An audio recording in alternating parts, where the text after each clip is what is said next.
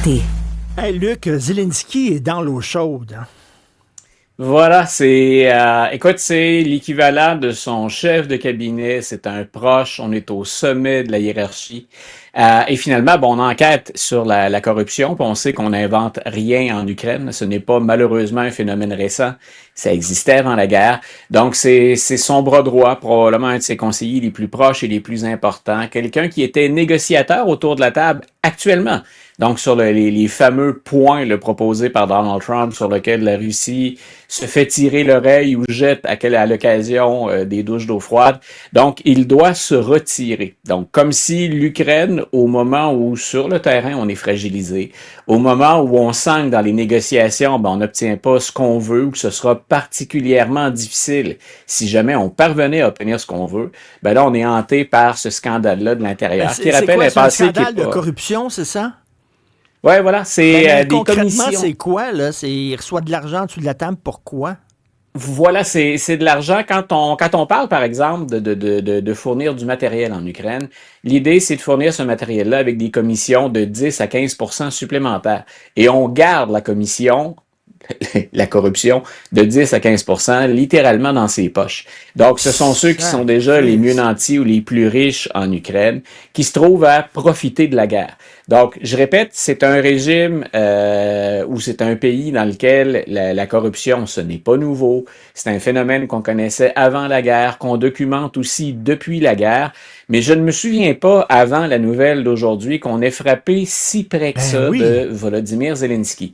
Et ben, ça montre qu'on est capable de lutter, en tout cas, ou qu'on continue de le faire. Si on vient si près que ça de Zelensky, c'est que la lutte à la corruption fonctionne dans une certaine mesure, Luc, même en temps de guerre. Mais le synchronisme ne pourrait pas être plus mauvais. Ben c'est ça, parce que c'est assez dangereux, parce que là, les démocraties occidentales qui voudraient aider l'Ukraine disent, ben là, attends une minute, les autres, ils profitent de ça pour s'en mettre plein les poches, là. Et si on met le président Zelensky en position de faiblesse, on fait quoi quand on retourne autour de la table? Ça en prend pas beaucoup pour faire dérailler les négociations. On l'a bien vu, ça peut venir d'une réaction américaine, ça peut venir bien sûr de la Russie, là, on dit que le président Trump a à peine traduit ce que la Russie avait proposé. Donc, la Russie n'est pas encore autour de la table, mais c'est un argument de plus pour discréditer l'Ukraine. Ou encore dire, je ne sais pas si les gens ont bien remarqué qu'on est revenu à la charge encore avec l'idée de dénazifier l'Ukraine. Donc, on mentionnait plus au début du conflit, c'était un argument que Vladimir Poutine invoquait souvent. Ça n'en prend pas beaucoup pour décrédibiliser, pour servir la propagande russe. Et je répète, pour bloquer le travail autour de la table de négociation. La personne qui part, c'est non seulement très près de Zelensky, c'est la voix la plus importante autour de la table dans les négociations. Ça va l'affaiblir énormément. Ouais. Ken Burns. Alors, c'est mon réalisateur de documentaire préféré. Je l'adore. Puis là, on dirait qu'il monte toujours la barre à chaque œuvre qu'il fait. Rappelons qu'il a fait baseball, il a fait jazz, il a fait un truc sur la guerre civile qui était formidable. Et là, la prohibition. La prohibition, c'était tellement La prohibition, et Roosevelt, la guerre civile. Tous les deux, je pense, on avait envie de s'en parler aujourd'hui. Oui. C'est vendredi, c'est un bon moment d'ailleurs, la fin de semaine approche. Des critiques dans deux directions. D'abord, la première, j'évacue ça plus rapidement parce que c'est pas le premier souci. Ça s'intitule The American Revolution et c'est sur la guerre que les Américains ont fait contre l'Empire britannique pour obtenir leur indépendance. Voilà. Donc, je règle mon premier segment très, très rapidement. C'est pas ce qui habituellement retient le plus l'attention, mais c'est certain que ma formation d'historien me rattrape toujours quand je regarde un documentaire comme celui-là. Je vais voir ce qu'on nous propose, je vais voir si ça se tient, je vais voir si c'est intéressant, mais je veux savoir qui on a consulté. Puis, bien sûr, quand on réalise un film ou qu'on fait un documentaire, souvent le film ou le documentaire en dit autant sur le réalisateur que ce qu'on nous présente à l'écran. Donc, tout ça pour dire comment a été pensé ce projet-là. C'est, je pense, une des plus belles collaborations entre les historiens et Ken Burns. Parce qu'un documentaire comme La guerre civile, par exemple, que moi j'avais bien aimé, mais qui avait certaines petites failles, à mon avis, avait été critiqué par les historiens. Et cette fois-là, Ken Burns, il travaille toujours sérieusement, mais il est allé chercher l'avis de 30 historiens Rien de moins. Donc, c'est pas un réalisateur qui se passionne pour l'histoire, c'est un gars qui s'assoit sur une longue période avec des historiens, et comme on a spécialisé plusieurs domaines en histoire avec le temps, ben, il va chercher des gens dont c'est la spécialité d'aborder parfois un point, une virgule dans l'histoire, mais ça ajoute donc à la richesse du contenu et à la richesse des perspectives. Sinon, donc, mettons ça de côté. L'historien en moi est satisfait. J'ai hâte de voir, j'en discute parfois avec des collègues, il n'y a jamais unanimité, mais comme prof d'histoire, allez-y, ça m'apparaît assez solide et c'est, à mon avis, le meilleur topo fait sur la guerre, sur la guerre d'indépendance ou sur l'indépendance américaine. Il y a un sujet, c'est primordial, l'indépendance des États-Unis, et les politiciens en 2025 ont encore ça à la bouche. Donc, les paroles de l'époque, des événements de l'époque, puis on nous sert ça avec beaucoup de guimauves patriotiques. Oui. On n'est pas là quand on fait le documentaire de Ken Burns.